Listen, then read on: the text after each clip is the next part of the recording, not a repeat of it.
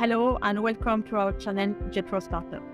I'm Isabelle Cantelet from Jetro Paris, and today I have the pleasure of speaking with Mr. David Antoine Malinas, the General Director of Biodata Bank Europe.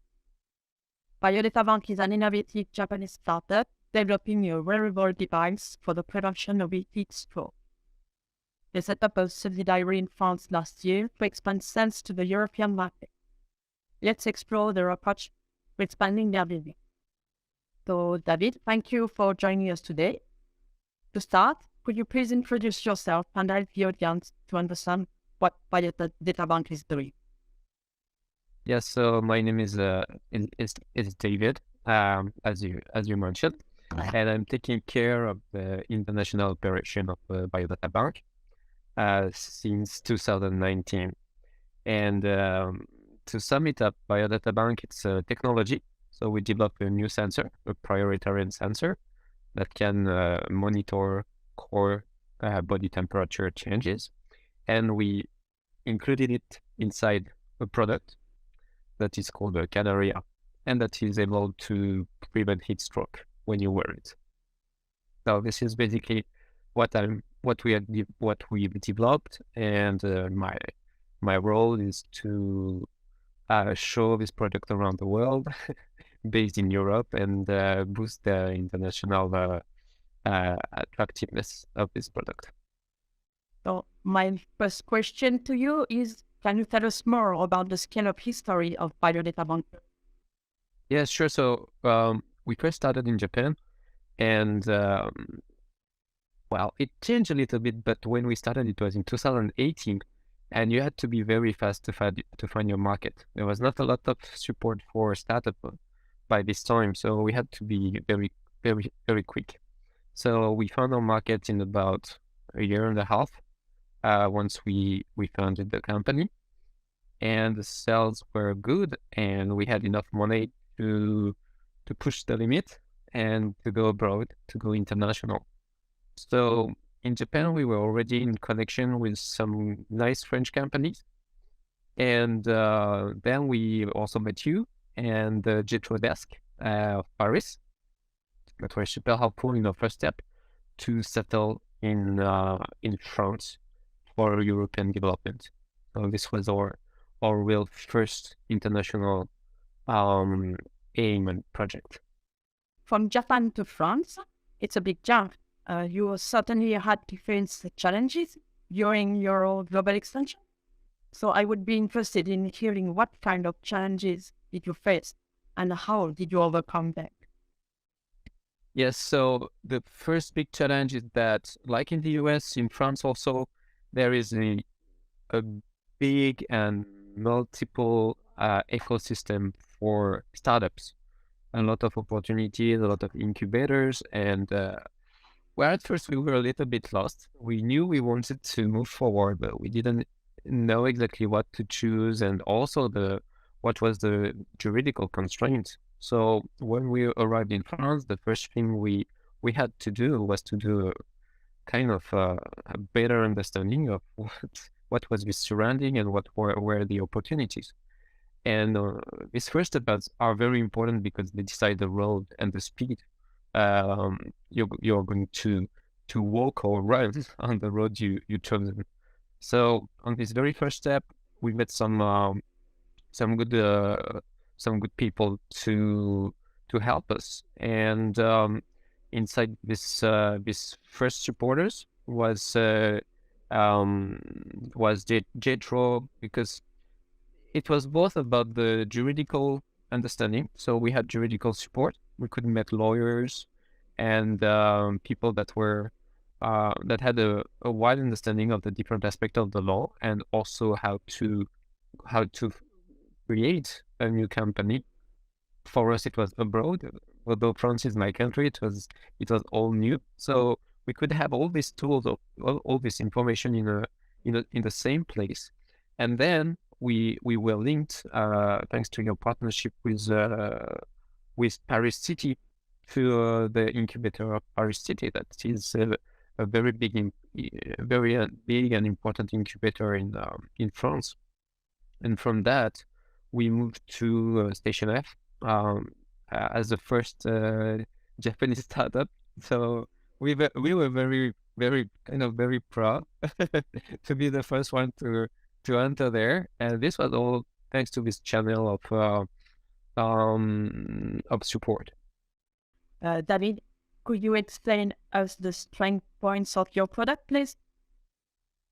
Yes, of course. I think you want to maybe to know compared to the competition how we Exactly. how Yes. how we are. Yeah. So it's very easy for us to be apart from the competition because we were market driven. We had to hit the market very fast to survive. So our product had to be very cost effective.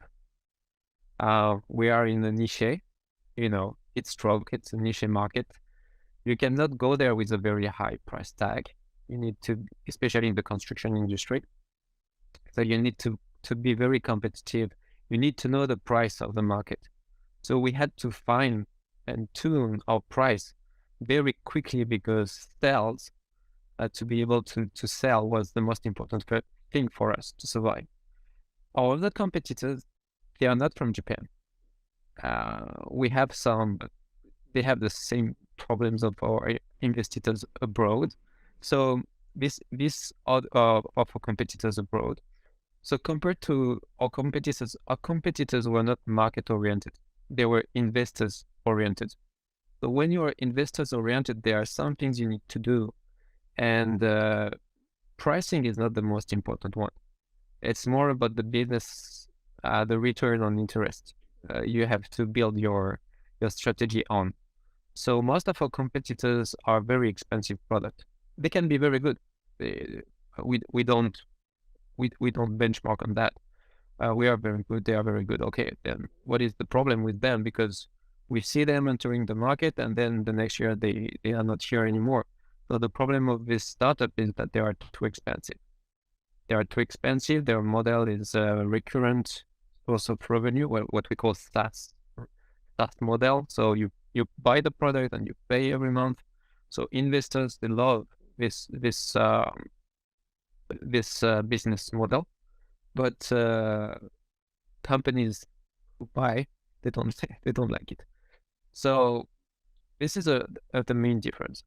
We had no choice but to be market fit. And they had time because the other competitors had access to more investors' money that we did.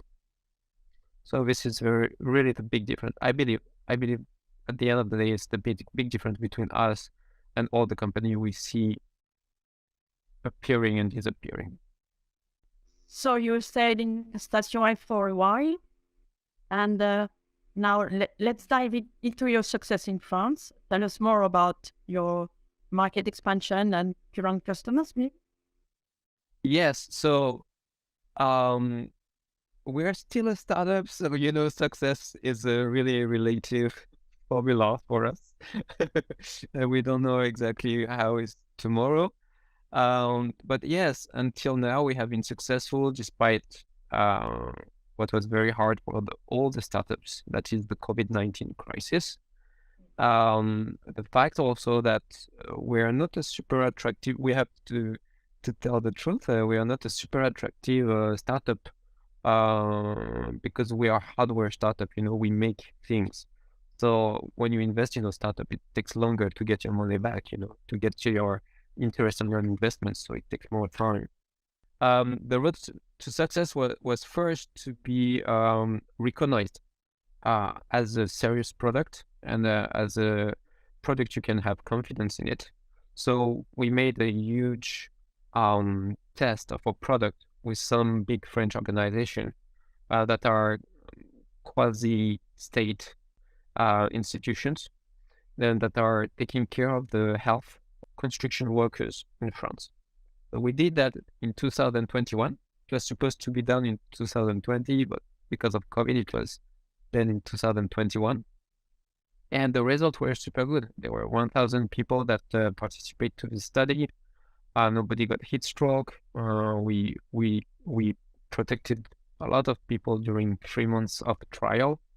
and the organization concluded that we were an efficient and a trustworthy product. So that was very, very great result. So we decided then to move to market, and we concluded partnerships with distributors.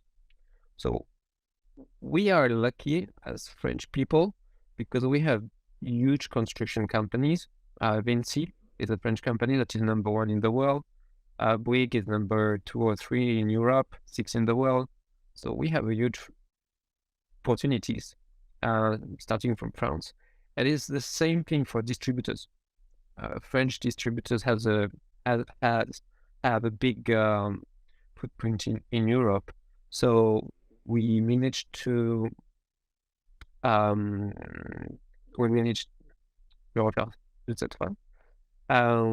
so France has also big distributors, and we managed to conclude the 2 contracts with distributors last year that were selling not only in France but in Europe. So it was a good first step. And then this year we have now 7 distributors. So we believe there is a good trend regarding our product. That's fantastic. Great job. Your company has rapidly focused on global expansion. Why did you choose France for your global expansion? Yeah, so maybe the easy answer is I'm French. So it was easy for me. I tried to convince everyone we should go there. And the longer answer is France, with the new president, with President Macron, decided to put a lot of effort in attracting startup from the world and being a startup, one of the startup nation. And so many French big companies play the game, and some of them located their innovation center in Japan. And because I was in the French community in Japan, I entered in contact with all these big companies that had their innovation center and startup center here, and were interested in Japanese startup. And from the start, we were targeting the construction industry. And it happened that one of these big company, which name is Bouygues, it's one of the leading company not only in France but in the world, was interested in a product. And they said, "Oh, that's a great product. We can test it on our international sites wherever you want." So they gave us a lot of opportunities, and we worked with them, and that's how it paved our way to France. So it was his first opportunity, and to expand on that, then we decided to make a market research, and that's how we found out that all the biggest construction companies are in France. Huge distribution companies with a European footprint or international footprint of France or are French, are in France or are French. So it was also a very rational decision for us to move toward France. So the French market seems to be a first step in the global expansion of your company. What is the overseas roadmap for the future? Yes. So this is also what I would say for other Japanese startup. European market is a very good market when you want to expand internationally. Of course, it's a big market, but for a Japanese startup, has also some other interests. The first one is that it's not as competitive as the American market. So it's easier to find your place and to find partners, I believe. And another one also is that the culture, the European culture and the Japanese culture is, I believe, closer than the American culture and the Japanese culture regarding to the way you present yourself, present your product, you try to interact with people. So coming from Japan, I think the first step to internationalization was Europe as a first test. And when we understand the European when we reach the European level of internationalization, then we can export ourselves to the growth, the hardest market, that is the American market. And right now, so we are trying to continue to move internationally. We have negotiations with American partners, and another very important region for us is the Middle East, because we are a heat protection and heat stroke protection device. So in the Middle East, there are many problems with heat, and so we are in connections with incubators, distributors, various actors that can support our product over there. Thank you very much. Thank you a lot for all these interesting insights. So to conclude, do you have any advice to entrepreneurs on how to be successful in global markets, and maybe a message to global investors? To both of them, call me, but maybe more for the second one. But out of that, I would say that I think that there is more potential and more Japanese startup now than when we started. We are kind of old in the game because we are from 2018, and startup world is evolving very, very, very, very fast. So it's one generation is not 30 years, one generation is 1 or 2 years. And now we see many, many new startups created by women also. That's a very big trend in Japan, and Japan is trying to push also this gender equality. And I think that's already a very good ground for this Japanese startup to be international and to go abroad. So they should not hesitate to go around the world and show the capacity of Japan around the world. To the investors, I have the inverted message: come to Japan, see that there are many opportunities regarding startups.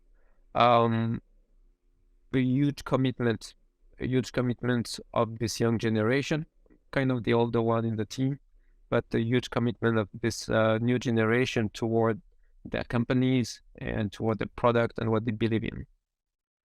Thank you very much, David. Really interesting. Well, is there anything you would like to add, David? Yes, sure. Maybe as an advice for entrepreneurs that are interested in entering the European market, I think one of the major difference between the European market and the American market when you're a startup is that we are, in a sense, in Europe, very Japanese. We like to tune down a little bit when we present a product or a company. We tend to be, I would say, humble to what we do, and this humbleness is a value. It shows that you are looking for partners that are going to help you to grow. In the US, the presentation style is that you have to upper tune. You have to get over. You are at this level, but when you present, you have to be over the top. You have to be the best in the world, and everybody is already well-rounded and perfect. You just have to sit. We will do everything. So I think when the Japanese go abroad, maybe they have this influence of the American culture. And it's very good that when you are in the US, to be over the top. But when you are going to other parts of the world, you need to be careful on that point, especially in Europe. Looking for partners, you have to be, just as you are, the Japanese way. Go humble and say you're trying your best. You need support to be even better. Congratulations again in your progress, and looking forward to seeing where Biodata Bank is going to. So thank you very much, and take care. Thank you. Bye. Take care.